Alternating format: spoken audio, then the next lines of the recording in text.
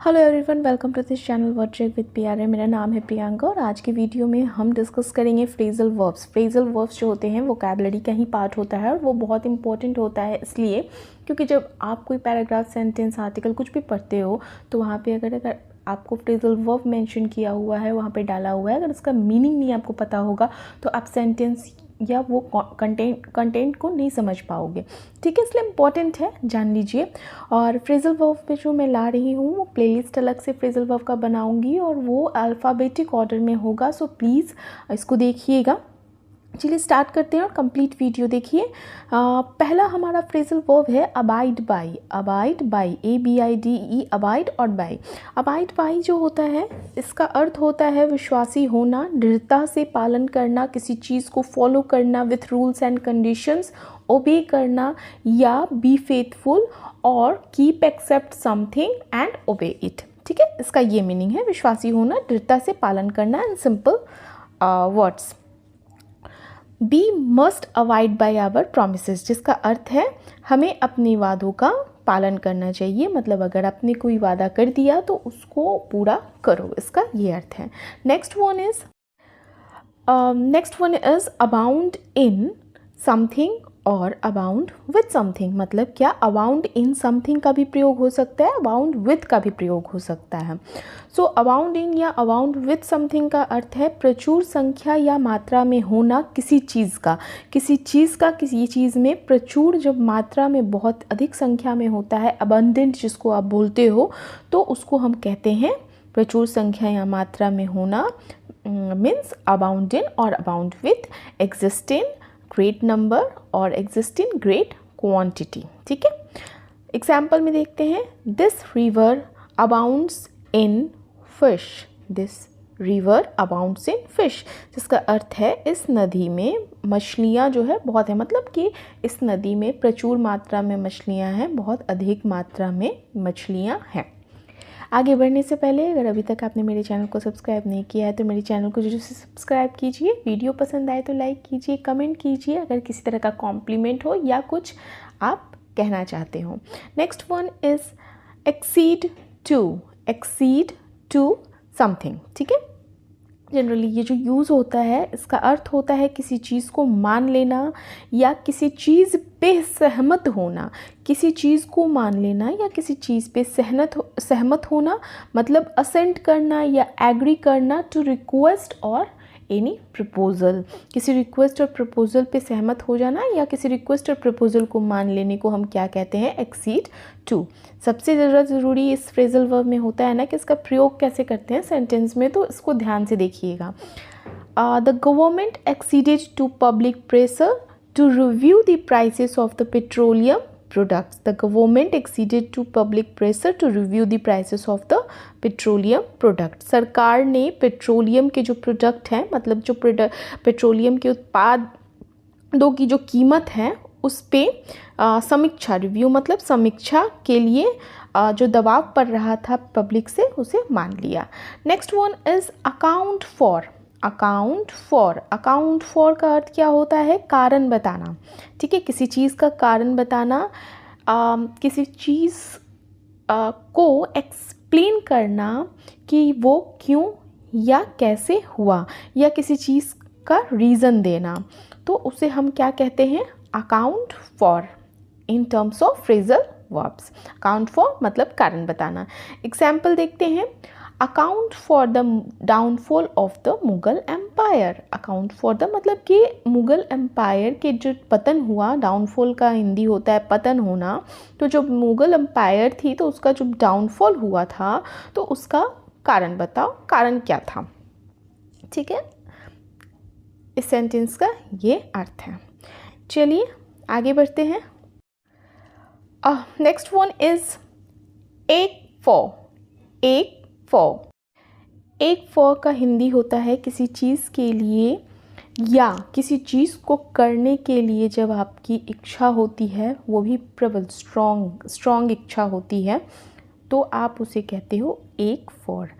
मतलब जैसे कि कभी होता है ना कि आपको बहुत ज़्यादा स्ट्रॉन्ग डिज़ायर हो रही है, ये स्ट्रॉन्ग फीलिंग हो रही है, हैव अ स्ट्रॉन्ग डिज़ायर किसी काम को करने के लिए, कहीं जाने के लिए, तो वहाँ पर इस संदर्भ में हम एक फॉर फ्रेजल वर्ब का यूज़ करते हैं किसी चीज़ के लिए प्रबल इच्छा होना या रखना। Fine, have a strong desire और have any strong desire to do.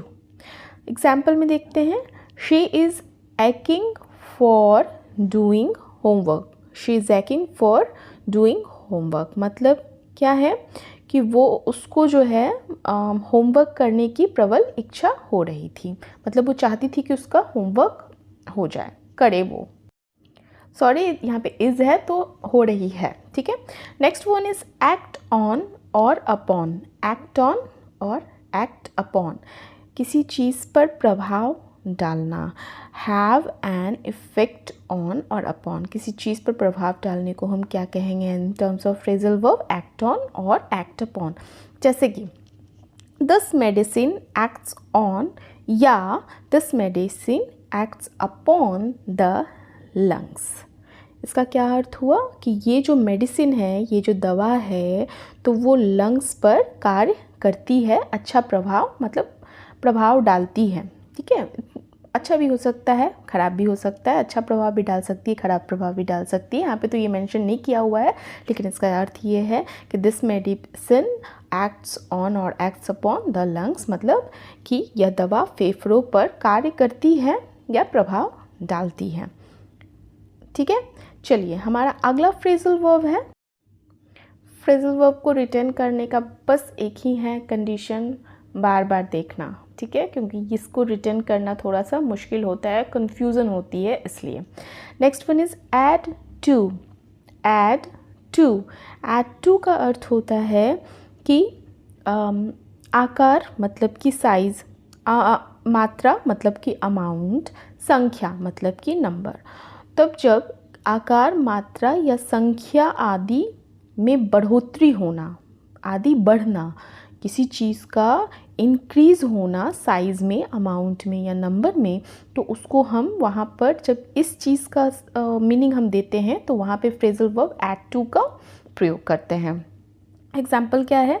Her height adds to her beauty. Her height adds to her beauty. Simple शब्दों में समझें तो इसका अर्थ ये है कि जो उसकी खूबसूरती है उसमें उसकी जो हाइट है वो 4 चांद लगाती है, मतलब कि हाइट की वजह से खूबसूरत तो वो ऑलरेडी है, लेकिन हाइट की वजह से और अच्छा दिखता है।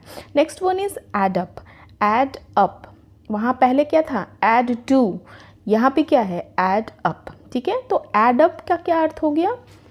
आगे का जो मीनिंग है वो सेम है, वर्ड जो है वो सेम है, और जो लास्ट का है वो चेंज होता है। तो ऐड टू जब हो गया तो इसका क्या अर्थ हुआ कि किसी चीज़ के साइज, अमाउंट, नंबर में इंक्रीमेंट होना, इंक्रीज़ होना।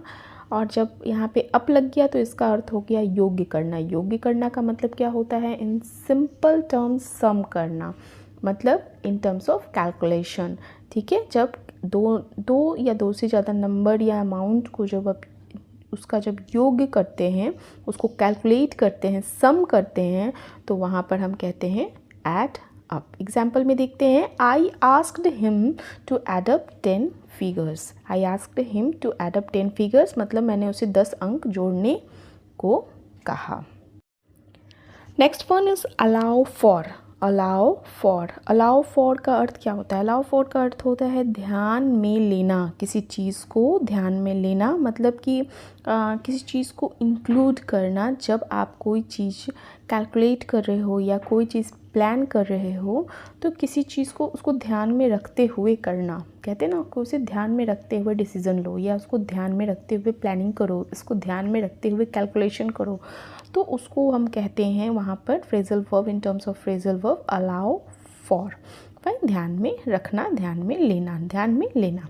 एग्जाम्पल देखते हैं, it will take almost an hour, not hour, ठीक है। It will take almost an hour to reach the station allowing for traffic delays.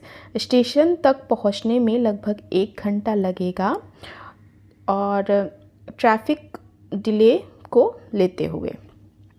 Next one is allow of. Allow of, पहले था allow for, अभी क्या है allow of. तो जब allow for हो गया तो क्या था उसका अर्थ, ध्यान में लेना, ध्यान में रखना। जब यही अलाउ ऑफ हो गया तो इसका अर्थ हुआ गुंजाइश रखना, किसी चीज़ का गुंजाइश रखना, किसी चीज़ को पॉसिबल, मेक पॉसिबल, कहते हैं ना मेक पॉसिबल, अलाउ ऑफ, गुंजाइश रखना। एग्जाम्पल देखते हैं, the patient's condition allows of no delay. मरीज जो है, पेशेंट जो है, उसकी जो कंडीशन है, जिसको कहते हैं क्या, स्थिति, किसी भी देरी की अनुमति नहीं देता है, मतलब कि उसका कंडीशन बहुत ही ख़राब है। तो नहीं, ऐसा डॉक्टर कह रहे हैं कि ऐसे गुंजाइश नहीं है कि उसको डिले किया जाए, उसके फर्दर प्रोसीजर जो भी है, फाइन। तो वहाँ पर हम अलाउ ऑफ का यूज़ करेंगे, अलाउ फॉर, अलाउ ऑफ, समझ गए। Next one is answer back. Answer back, don't answer back, कहते हैं ना कि आंसर बैक मत करो, ठीक है। तो इसका अर्थ क्या होता है, ढिठाई से जवाब देना। ये थोड़ा नेगेटिव फॉर्म में, नेगेटिव में चला जाता है। जब आप ढीठ बनकर जवाब देते हैं, ढीठ क्या होता है, मतलब आप कुछ समझने को, सुनने को रेडी ही नहीं है। सिंपल शब्दों में, जब आप डिसरिस्पेक्ट के साथ किसी को आंसर करते हो, कोई आप, किसी ने आपको कुछ बोला और वापस से आप उसका जवाब देते हो डिसरिस्पेक्टफुली, तो वहाँ पर हम कहते हैं आंसर बैक, ढिठाई से जवाब देना। एग्जाम्पल देखते हैं, a good boy should not answer back his elders. जो अच्छा इंसान या अच्छा व्यक्ति या अच्छा बच्चा होता है, अच्छे लड़के जो होते हैं, वो अपने बड़ों को वापस से जवाब नहीं देते। अगर उन्होंने कुछ कहा तो गलत भी कहा तो उसे डिसरिस्पेक्टफुल नहीं करते, आंसर बैक तुरंत नहीं करते, ठीक है। तो इसका ये अर्थ हुआ आंसर बैक फ्रेजल वर्ब का। Next one is answer for.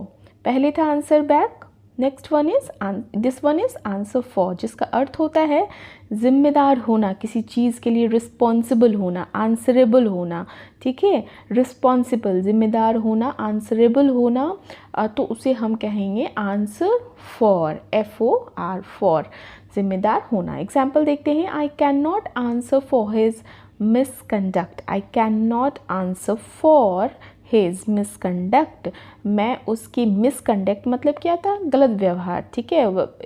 Exactly misconduct का क्या हिंदी वर्ड है, आई डोंट, अभी मुझे नहीं पता, कमेंट कीजिएगा अगर आपको पता होगा तो जब आप कोई किसी तरह के एग्जाम्पल में कह रहा है can not answer for his misconduct, मतलब कि मैं उसकी मिसकंडक्ट के लिए ज़िम्मेदार नहीं हूँ, जवाब नहीं दे सकता, रिस्पॉन्सिबल नहीं हूँ, ठीक है। इसका ये अर्थ है। चलिए हमारा नेक्स्ट फ्रेजल वर्ब है ask after. Ask after, ask after का अर्थ क्या है, किसी के बारे में समाचार पूछना, मतलब किसी का हालचाल लेना, किसी के बारे में पूछना, उसकी तबीयत के बारे में, उसका काम, जो उसका क्या चल रहा है, हालचाल लेना, तो उसको हम क्या कहते हैं, ask after, fine. Ask the news about somebody, किसी के बारे में जानकारी लेना। तो चलिए इसको सेंटेंस में कैसे हम यूज़ करेंगे, he asked after her health, उन्होंने उसका हालचाल, किसी लड़की का या कोई महिला का, तो उसने उसका हालचाल पूछा, किस संदर्भ में, किस चीज़ के बारे में, उसके हेल्थ के बारे में, ठीक है।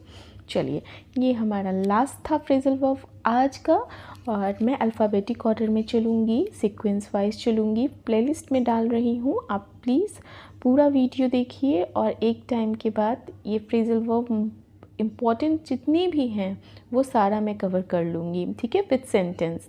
तो थैंक यू फॉर वॉचिंग। किसी तरह का कोई प्रॉब्लम हो तो प्लीज़ कमेंट कीजिए, कोई कॉम्प्लीमेंट है तो प्लीज़ कमेंट कीजिए, लाइक कीजिए, शेयर कीजिए, और सब्सक्राइब नहीं किया है तो सब्सक्राइब कीजिए। Thank you very much.